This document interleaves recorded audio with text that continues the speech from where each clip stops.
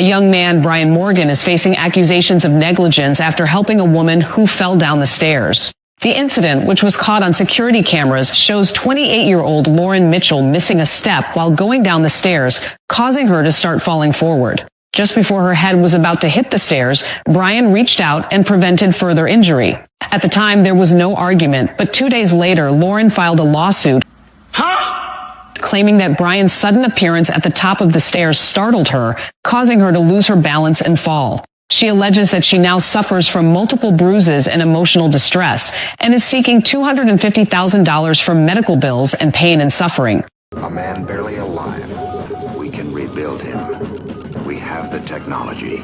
We have the capability to make the world's first bionic man be that man. Brian's defense lawyer argues that Brian was merely passing by and had no direct contact with Lauren before she fell. The lawyer also pointed out that Brian actually prevented her head from hitting the stairs, which could have made things worse. However, Lauren maintains that her fall was caused by being startled. The case is still under review, and many are left wondering if Brian was truly negligent or if this was simply an unfortunate accident. He should have bust her head open to the white meat. The worst thing about this, men are going to continue to jeopardize their freedom, their money, their body for women they do not know. You know what this judge is going to do is going to upset a lot of women.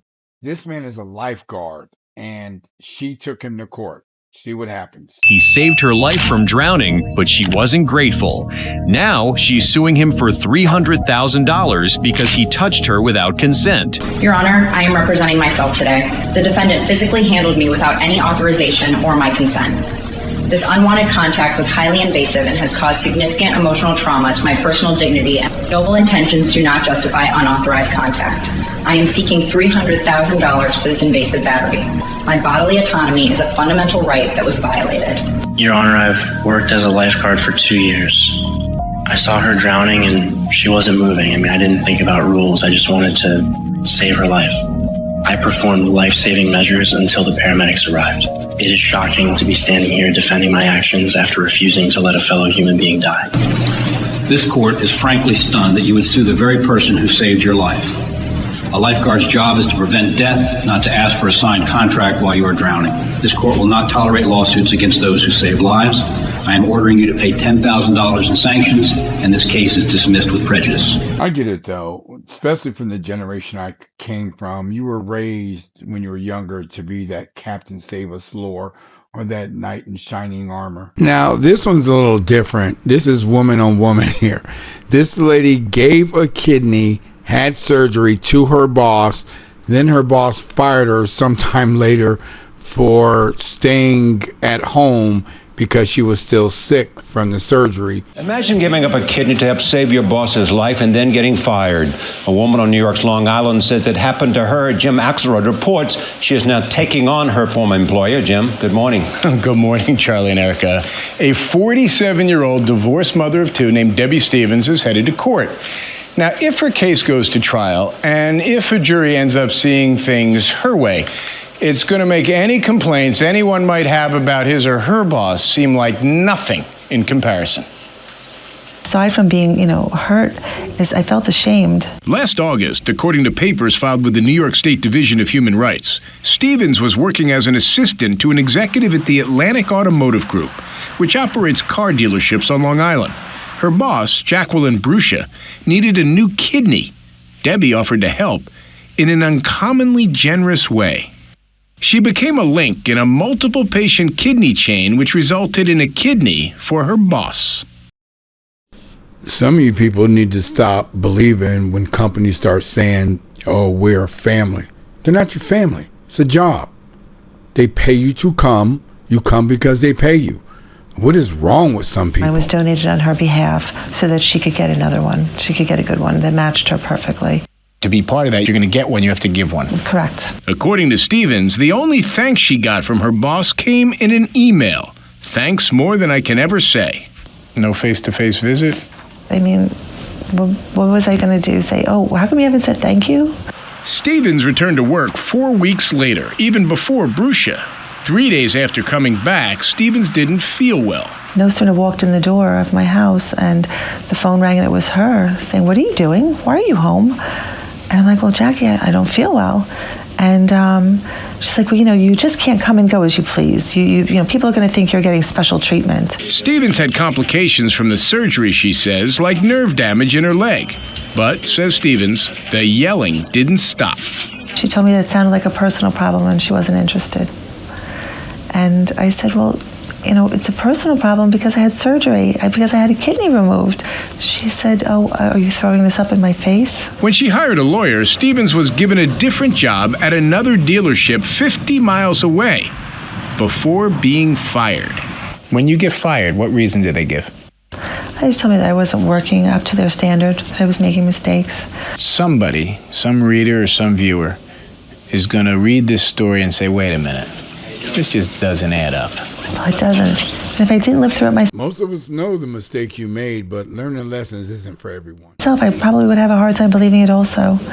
But this is exactly how it happened. On Monday, Jacqueline Brucia said this. I will always be very grateful that she gave me a kidney. I have nothing bad to say about her. She did a wonderful thing for me, and I wish her the best. Which didn't answer the obvious question. Why then did Debbie Stevens get fired? The Atlantic Auto Group has this to say. It is unfortunate that one employee has used her own generous act to make up a groundless claim. Atlantic Auto treated her appropriately and acted honorably and fairly at every turn. As for Debbie Stevens, she's now left to prepare her lawsuit and deal with her raw emotions. What did you have to be ashamed about? That's just it. Nothing really, I guess. This is one of those stories in which you say there must be something else here. Now, they hired her back, and there's no evidence of a bad performance record at all? Well, she had worked there for the auto group from 2009 to 2010, took off to go to Florida, and then they hire her back when she comes back to the New York area. So she had this new job they transferred her to. She said she was slow getting up and running, but there's nothing that would appear to be, so damaging that they needed to. No one stepped forward to say, here's what's going on, sir. So from hanging around the news business, there's always another shoe that drops, some other piece of the story that comes out and you go, aha. If this story turns out to be what Debbie Stevens is saying it is, then, ladies and gentlemen, we have a new leader in the Boss from Hell Derby. Wow. Even the news reporter said the boss from hell. But some people don't learn. They will not stop helping women who are not related to them. I believe most of us have seen this one. It's just another way of putting yourself at risk. A man saved a woman who was on the verge of being hit by a car, but was charged with harassment because he made inappropriate contact with her. Police in Los Angeles said 32-year-old Daniel Reed noticed Jessica Moore stepping into the street while looking at her phone. A car was racing toward her seconds away from impact. Daniel reacted instantly, grabbing her and pulling her out of the way just before the vehicle passed. Surveillance footage later confirmed that his actions had prevented a major accident. However, Jessica later filed a complaint stating that Daniel's actions were inappropriate and violated her personal boundaries. Her legal team argued that no one has the right to touch another person without consent, even in an emergency situation. The case has triggered nationwide debate. Millions online argue that Daniel should be recognized for his quick thinking rather than punished for it. Others insist that physical boundaries must still be respected regardless of intent. Legal experts say the case will likely hinge on intent and public morality, raising questions about where the line should be drawn between consent and heroism. The U.S. is in the top 5 of all countries for lawsuits. People want to get paid, especially women. Another guy trying to play the white knight. Now he has to suffer the repercussions of it. Take a look at this video. What you're seeing is 2 women being attacked by a mob near Valencia and 23rd in San Francisco's Mission District back on February 16th. Bob Henry says he was headed to catch Bart and saw one woman thrown to the ground. They were being really aggressive toward the girls, and they were saying they're doing all that kind of stuff. And it's just getting worse and worse. And then when she went down, that's when I couldn't, I had to do something. I was afraid they were going to get really hurt. So Bob intervened, telling the men to stop harassing the women. That's when several men came after him, repeatedly punching and kicking him. His attack also caught on video. Bro, there's like 20 of them. You can't do. Bob suffered major injuries, including a concussion. There's days I just get so dizzy, it's hard to stand. Bob works as a professional photographer. This is some of his work. He says the suspects also stole his gear during the attack. Some guy came and grabbed my backpack and started taking off, so I tried to chase him, almost caught him, but he got away with my backpack and $15,000 worth of camera stuff. San Francisco police arrested 2 men for the assault, and the 2 women who escaped, thanks to Bob, are recovering. He even talked with one of them days after the attack. She just wanted to say thank you that no one would help. They were begging for help. No one would till I came over. Bob didn't get that memo that women don't need a man. Oh, yeah, when it's convenient for them, they do. That he saw a woman in distress. Would you do it again? Hell yeah, I'd do it again. Hell yeah. Grand Central Terminal. The victim, recovering tonight, says he was physically attacked overnight after trying to step in to help a woman who was being verbally attacked. Well, tonight, that Good Samaritan telling his story only to Eyewitness News reporter Josh Einiger. He has a shattered eye socket, a broken jaw, a giant gash in the back of his head. It's not a way to live. I'm not liking the city, my city, and I grew up here. I'm born and raised. And from his hospital bed tonight, Kenneth Haygood described the encounter he had early this morning while waiting for a 5 train home from work as he stood on the mezzanine at Grand Central. And then I see a woman over there, very attractive, standing by herself. And then all of a sudden, this guy appears, and he started yelling in her face and waving his arms in her face. And I'm like, yo, what's going on? Is he getting ready to hit her or something? He says he walked down the stairs to the platform, put himself between the man and the woman, and called 911. It's like, where's he at? I said, he's coming at me right now. And he was walking towards me with his, intent. And they said, where's he at now? I said, he's right in front of me. Kenneth says he was speaking to dispatchers when the man attacked him. The next thing he knew, he was in an ambulance. He said she was attractive. So maybe they lived happily ever after, and he can tell a story about that ass beating his whole life. Your family is truly shameless. He saved your daughter, and yet you demand compensation from him. A U.S. court recently sparked massive controversy after a judge shouted in anger right after hearing the victim's family's lawsuit. The defendant was a 38-year-old man named Jacob Miles. Just seconds earlier, he had saved the life of 21-year-old Emily Carter, pulling her away from a speeding car. Surveillance footage shows that at 10:54 a.m., Emily was walking while looking down at her phone, completely unaware of oncoming traffic. A car was speeding toward her, and Jacob was the only person who rushed forward and dragged her out of the road. Just 0.3 seconds later, the car flew past the exact spot where she had been standing. Police said that without Jacob's quick action, she likely would have been hospitalized or worse. But what shocked everyone was this. 4 hours later, Emily filed a lawsuit against Jacob, accusing him of physical assault. Her family even demanded $5,000 in emotional distress damages. When the case reached the courtroom, the judge exploded with anger, immediately dismissed the lawsuit, and called it absurd and morally indefensible. Your family is truly shameless. He saved your daughter, and yet you demand compensation from him. Why is it that men nowadays don't approach women in public anymore? I feel like back in the day, it was so common for men to walk up to women, have a little conversation, maybe ask them out on a date. But nowadays, it does not seem to be a thing anymore. Why? Dogs constantly save humans. Soon you'll have women in court suing animals. Guarantee it.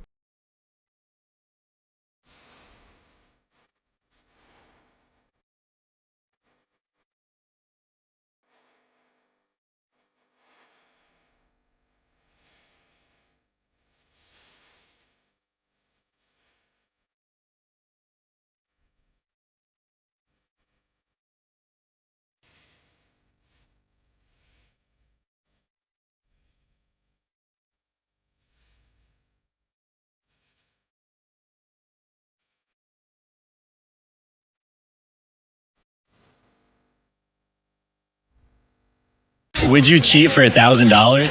No, man. I mean, that's a lot of money. Oh, come on. I could spend on both. We could use it. You cheated on me, man. We could use it. For over a we year. could use it. We've been dating for over a year. We could use it. It's not okay. I could take us out. You don't have to do it anymore. I caught you cheating on me though. Hey, I got you on video right here. Cheating? No. Look at this bro.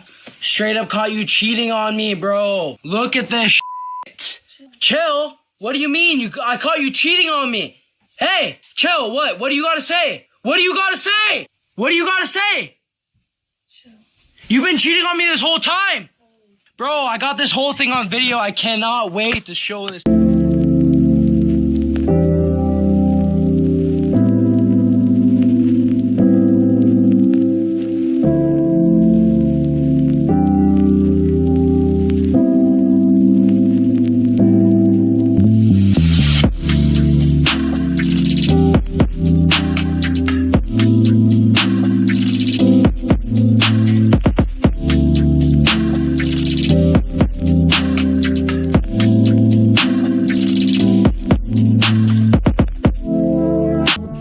I don't remember when society or women stopped respecting men, but something happened in our society and I don't ever see it changing back.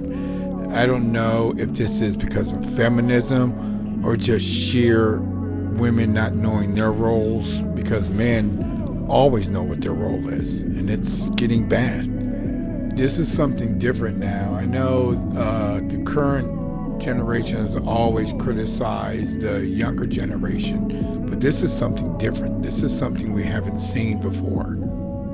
The men are the ones tasked with, every time there's a natural disaster, they have to go out and rescue people from the fires and the floodwaters. And every time there's a war, the men have to go and fight it and defend the country. And anytime there's a criminal who needs to be violently arrested, it's going to be a man who goes and does that, not a woman. Where does the equality come in? If we're doing the fluffy jobs, we're all singers. We got a lot of singers and musicians, which is cool. It's great. I love music too. But y'all ain't like rescuing people and, doing the heavy lifting or the dirty or the dangerous jobs. Like who collects the trash? Men. Who does all the steel working and oil rig work and all of the sewer cleaning? And the men are the ones that have to fight and die to defend the country. The men are the ones that build and maintain all the infrastructure, right? None of this stuff in the studio is built or maintained by women. Do you know that 90% of infrastructure jobs are still held by men? And that if you look at the top 20 jobs held by women now in 2024 versus 1924 are almost the exact same. So women have had 100 years to do whatever they want, and they still do the same 20 jobs they did 100 years ago, other than we switched out farm labor for HR work. But other than that, we're secretaries, nurses, daycare ladies, early childhood education, administrative assistants, retail workers, all the same shit that we were a century ago. If you have a good woman keeper, men are only needed seemingly when women have severely hit the wall or they need financial protection. Men are always going to have a self-preservation and a self-defensive mechanism. Thank you. Comment, subscribe. I appreciate you guys.